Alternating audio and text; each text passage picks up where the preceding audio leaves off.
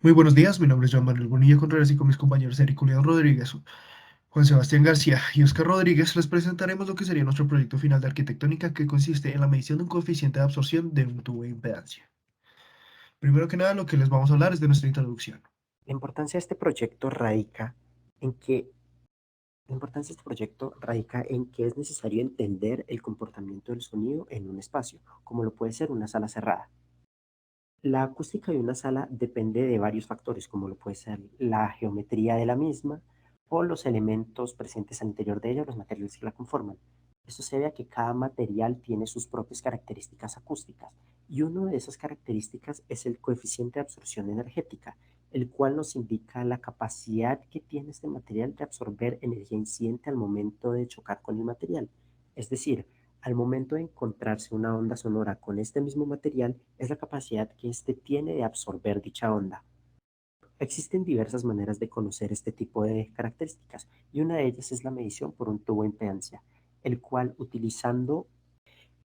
por medio de la emisión de ondas planas que viajan a lo largo del tubo y chocando con el material y con ayuda de dos micrófonos ubicados en la parte superior del tubo, nos ayudan a conocer el coeficiente de absorción de un determinado material que queramos medir. Bueno, nuestros objetivos. El primero es recopilar información sobre el tubo de impedancia desde sus usos, funcionamiento práctico y teórico a partir de las normas existentes. Medir el tubo de impedancias en el coeficiente de absorción en varios materiales. Utilizar un material cuyo coeficiente de absorción teórico sea conocido y compararlo con uno que vayamos a medir.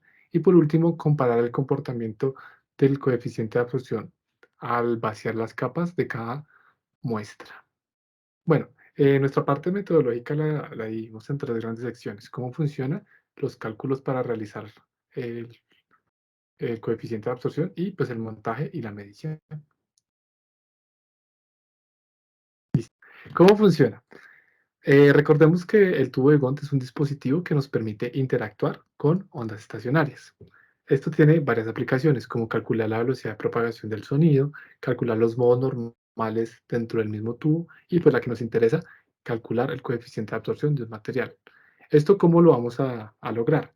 Entonces, listo, tenemos nuestro tubo. En un extremo vamos a poner una fuente. Esta fuente vamos a ponerla a generar ruido rosa. Recordemos que el ruido rosa genera energía homogénea en todas nuestras bandas. Y en el otro extremo del tubo vamos a poner nuestro material al cual nosotros queremos conocer su coeficiente de absorción. ¿Qué es lo que va a pasar? A esta energía generada a partir de nuestra fuente se va a conocer como no, energía incidente. Esta energía se va a trasladar o se va a transmitir por todo el tubo hasta llegar a nuestro material. Cuando llegue a nuestro material va a pasar dos cosas con esa energía. Se va a dividir entre energía transmitida y energía reflejada. Eh, para nosotros poder calcular nuestro coeficiente de absorción, tenemos que medir tanto la energía incidente como nuestra energía reflejada.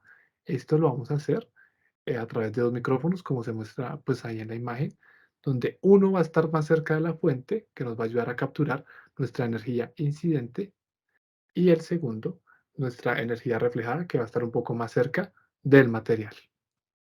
Un cálculo, un cálculo que se puede realizar conociendo las dimensiones del tubo es el rango de frecuencias de operación recomendadas por las normas.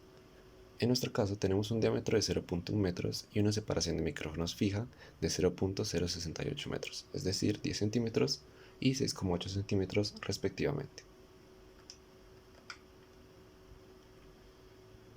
Para esto se recomienda que la separación entre micrófonos sea mayor al 10% de la longitud de onda de la frecuencia inferior, y a su vez que la separación máxima entre micrófonos sea del 80% de la mitad de una longitud de onda de la frecuencia superior.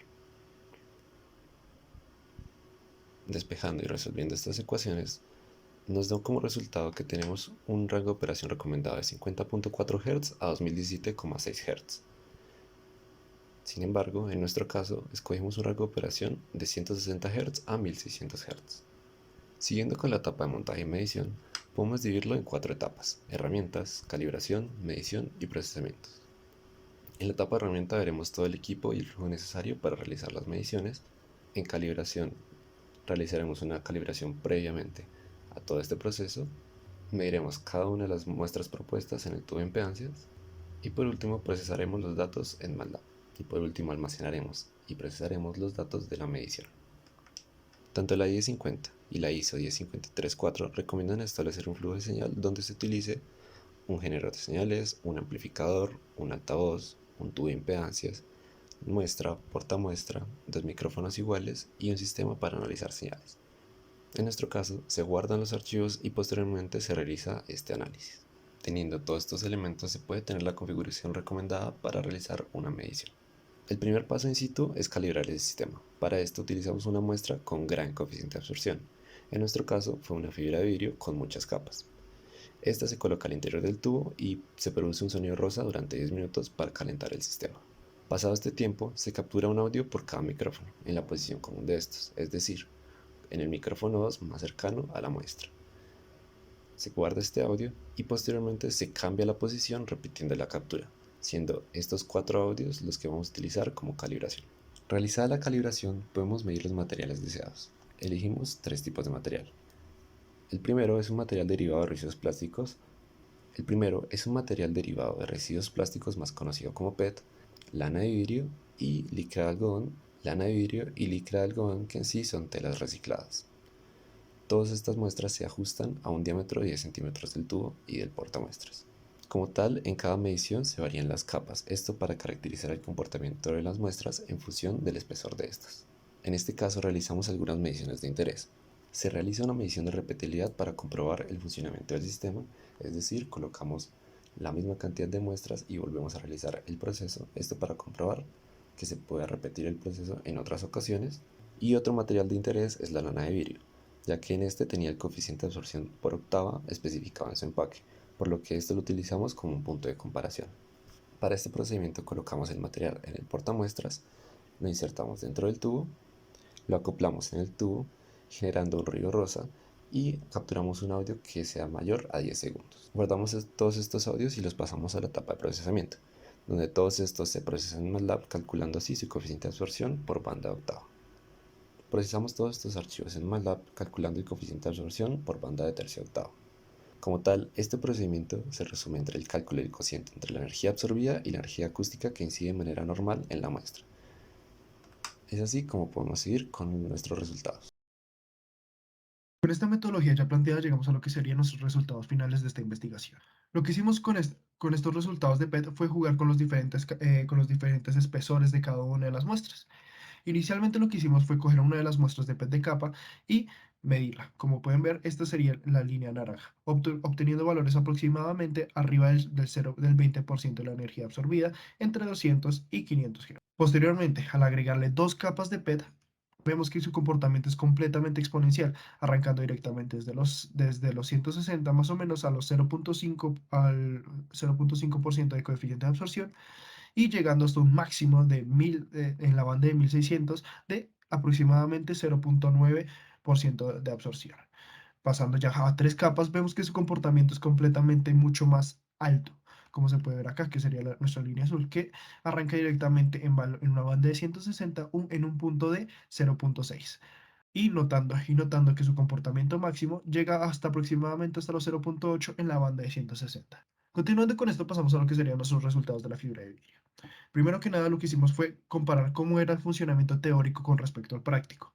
A esto lo denominamos nuestro material control. Inicialmente lo que hicimos fue medir con nuestra fibra de vidrio de 1 pulgada.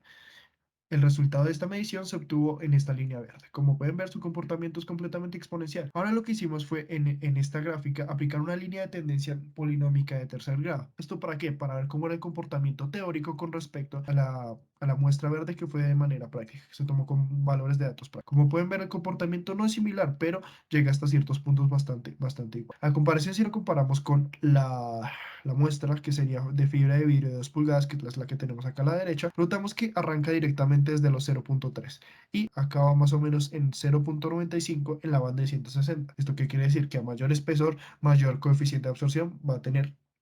Continuando con esto, pasamos a lo que serían nuestros resultados de tela de licra. Inicialmente para estas muestras se tomaron varias capas. Una de estas fue una tela de 1 capa, 2 capas y 6 capas de tela. Como podemos ver, el comportamiento entre todas es prácticamente similar en varias frecuencias. Por ejemplo, entre 160 y 500 su comportamiento es bastante similar, como se puede dar cuenta. Pero Si notamos en la banda de 1000, casi todas comparten un mismo punto o un mismo sector o un mismo rango de porcentaje de coeficiente de absorción, aproximadamente desde los 0.30 hasta los 0.40 en cada una de las muestras de capa. Ahora comparando estas mismas 6 capas de tela con la misma repetición que se hizo, notamos que su comportamiento es bastante similar, hasta la banda de 400, donde después de esto en 500 empieza a variar un poco, pero no es exageradamente drástico.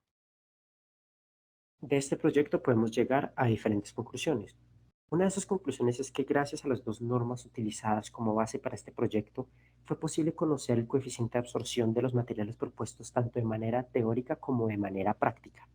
Además, gracias a estas dos normas podemos conocer cómo funciona de mejor manera el tubo de impedancias y conocer de manera precisa el rango de frecuencias útil al momento de medir utilizando este tubo, siendo este un rango entre los 160 y los 1600 Hz. Además, también podemos notar que existen materiales con coeficientes de absorción con valores superiores a 1. Estos valores deben ser obtenidos utilizando métodos de medición diferentes al realizar la caracterización acústica del material.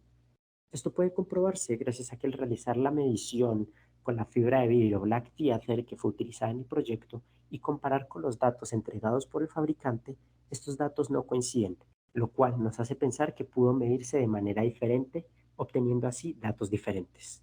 Y con esto podemos dar finalizada nuestra sustentación. Gracias por su atención.